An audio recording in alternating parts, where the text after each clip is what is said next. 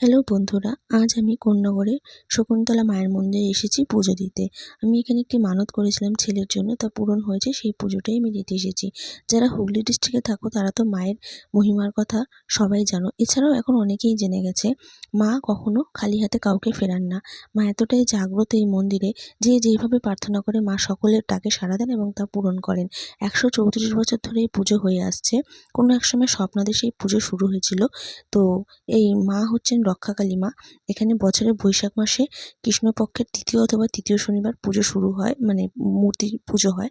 তারপরে সারা বছর বেদিতেই জল ঢালা হয়। তো সেই দিনকে প্রচুর ভক্তের সমাগম ঘটে। এখানে দণ্ডি কাটা হয়, বলি দেওয়া হয়। আর এছাড়া বৈশাখ মাসে পুরো ৪টে শনি মঙ্গলবার জল ঢালা হয়। গঙ্গার থেকে স্নান করে এসে মায়ের বেদিতে সবাই জল ঢেলে দেন। এখানে কথিত আছে শ্রী চৈতন্য মহাপ্রভু এই পুজোর সঙ্গে জড়িত ছিলেন। তো বন্ধুরা, তোমাদের ভিডিওটি কেমন লাগলো? ভালো লাগলে লাইক করো, কমেন্ট করো, শেয়ার করো। আর আমার চ্যানেলটি